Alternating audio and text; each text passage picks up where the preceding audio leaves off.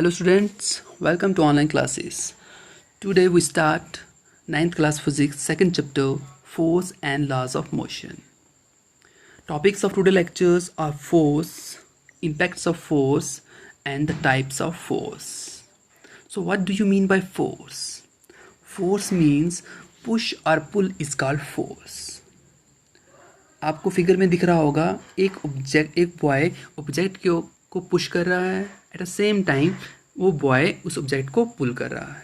तो किसी भी ऑब्जेक्ट पे या तो पुश होना या तो पुल करना वो फोर्स कहलाता है। फोर्स मीन्स पुश और pull is called force. Let us suppose मेरे पास एक बॉल है और बॉल को मैंने ग्राउंड के ऊपर रखा हुआ है।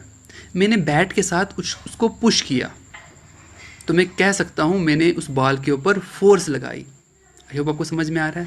लेट अस सपोज मेरे घर की विंडो है वो पुल करके ओपन होती है, तो मैंने उसको जब पुल किया तो वो ओपन हो गई, तो मैं कह सकता हूँ मैंने उसके ऊपर फोर्स लगाई। किसी भी ऑब्जेक्ट को पुश करना या पुल करना वही फोर्स कहलाता है। So what is are the impacts of force? Force के क्या इम्पैक्ट्स हैं? First impact of force are force can move a stationary body. कोई भी ऑब्जेक्ट अगर रुका हुआ है तो फोर्स लगा के हम उस ऑब्जेक्ट को मूव करवा सकते हैं। Force can move a stationary body. Let us suppose एक बॉल, स्टेशनरी बॉडी मीन्स कोई ऑब्जेक्ट रेस्ट में है। लेट अस सपोज एक बॉल को मैंने ग्राउंड पे रखा और वो रेस्ट में है। मैंने उसको पुश किया मतलब बैट के साथ पुश किया मतलब मैंने उस पर फोर्स लगाई तो क्या हो गया, वो मूव हो गया। तो मैं कह सकता हूँ force can move a stationary body. रुके हुए ऑब्जेक्ट को फोर्स मूव करवा सकती है। First impact. सेकंड इम्पैक्ट मैं कह सकता हूँ force can stop a moving body.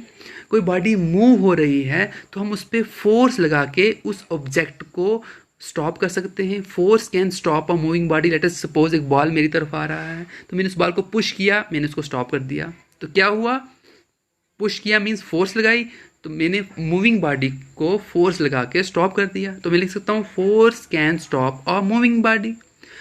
अब थर्ड इम्पैक्ट में एक और आपको बता देता हूँ। Force can change the direction of moving body. कोई बॉडी मूव कर रही है तो मैं फोर्स लगा के उसकी डायरेक्शन चेंज कर सकता हूँ। लेट अस सपोज हम सभी हॉकी खेल रहे हैं। हॉकी खेलते खेलते बॉल मेरे तरफ आ रहा है, बॉल मूव कर रहा है, बॉल की डायरेक्शन मेरी तरफ होगी तो मैं क्या करूँगा, हॉकी स्टिक से उस बॉल को पास कर दूंगा अपने प्लेयर की तरफ। तो मैंने क्या किया, मूविंग ऑब्जेक्ट था वो, मैंने फोर्स लगा के पुश करके उसकी डायरेक्शन को चेंज कर दिया। तो मैं लिख सकता हूँ force can change the direction of moving body. Body move कर रही है तो उसको मैं पुश करके फोर्स लगा के उसकी मैं डायरेक्शन को चेंज कर सकता हूँ। These are the impacts of force. Next we discuss the types of force.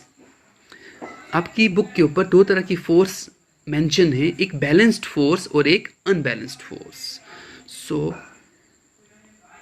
जो आपकी बुक पे मेंशन है, सबसे पहले मैं आपको बैलेंस्ड फोर्स के बारे में बताता हूँ। बैलेंस्ड फोर्स ऐसी फोर्स होती है if the resultant of all the forces is equal to zero.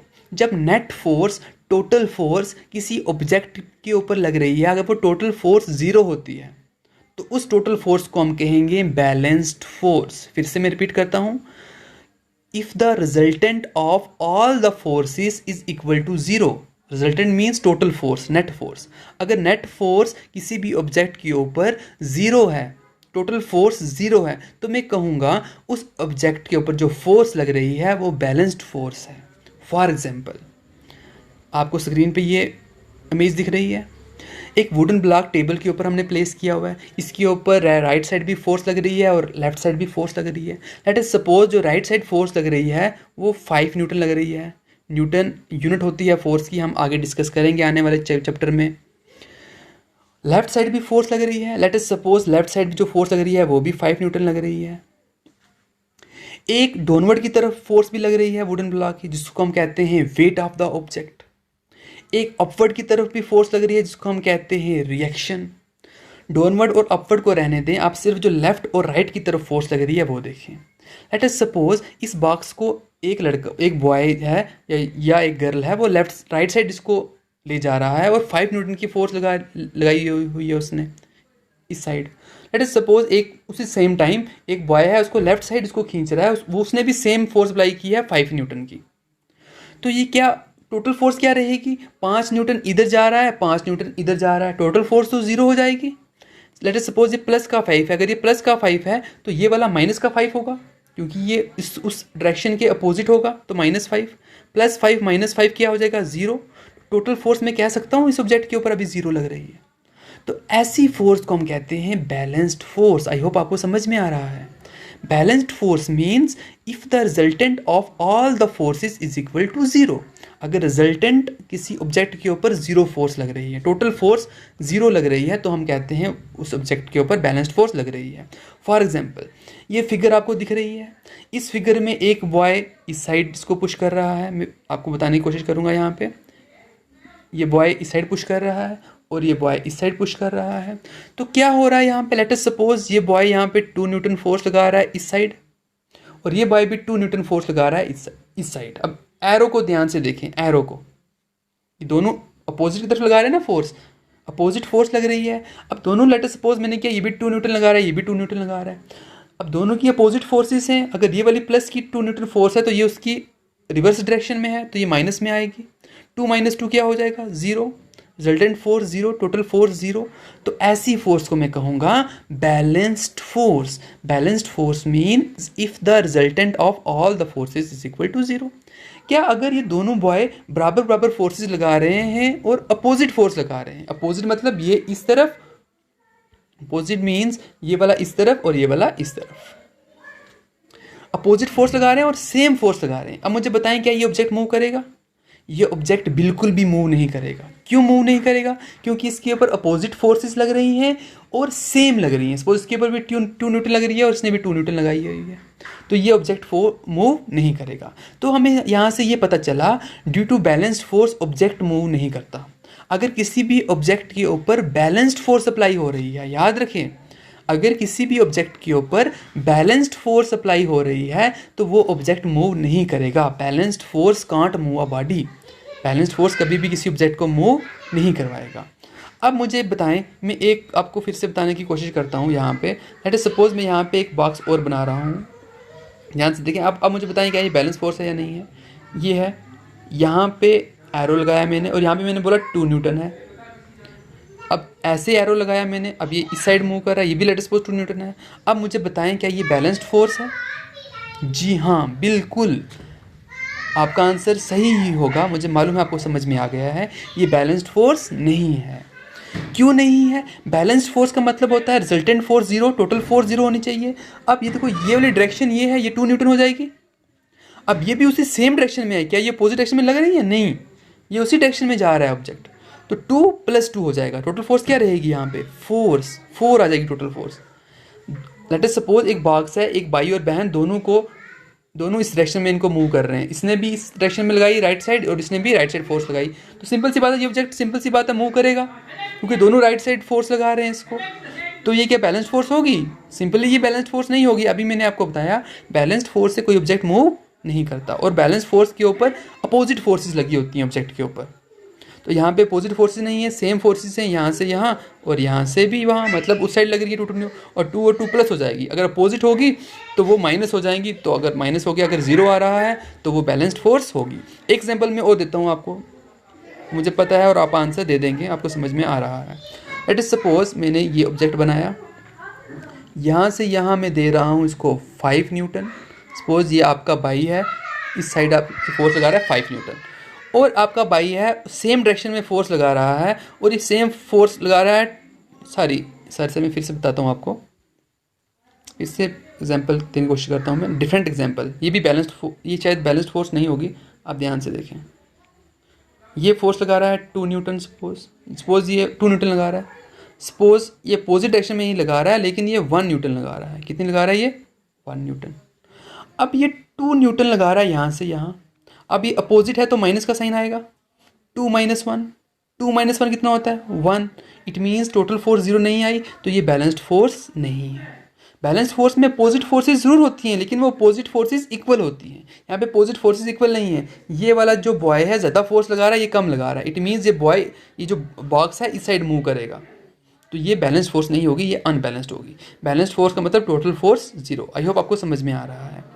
Next हम पढ़ते हैं अनबैलेंस्ड फोर्स क्या होती है। Unbalanced force means if the resultant of all the forces is not equal to 0। अगर किसी ऑब्जेक्ट के ऊपर जो फोर्स लग रही है, नेट फोर्स, टोटल फोर्स अगर 0 नहीं है, तो उस ऑब्जेक्ट के ऊपर जो फोर्स लग रही है मैं कहूँगा वो अनबैलेंस्ड फोर्स है। For example, late us suppose, यहाँ पे आपको दिख रहा है इस फिगर में, आप आई होप आपको दिख रहा है यहाँ पे अनबैलेंस्ड फोर्स। यहाँ पे देखो 20 न्यूटन फोर्स लग रही है राइट की तरफ और 60 न्यूटन लग रही है लेफ्ट की तरफ। एरोज ध्यान से देखें, क्या टोटल फोर्स 0 है? यहाँ पे 20 रहेगा। मैं सुनाने की कोशिश करता हूँ। 20 सपोज प्लस क्या है, अपोजिट फोर्स लग रही है तो माइनस होगा, -60। 20 - 60 इज -40।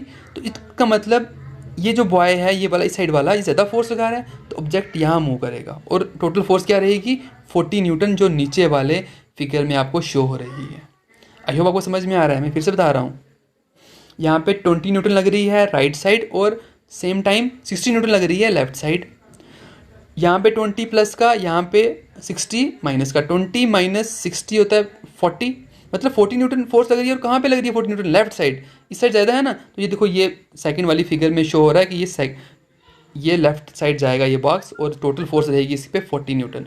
टोटल फोर्स जो है हमारे पास वो क्या आई, हमारे पास जो टोटल फोर्स है वो 0 नहीं ना आई, तो मैं कहूँगा इस ऑब्जेक्ट के ऊपर अनबैलेंस्ड फोर्स लग रही है।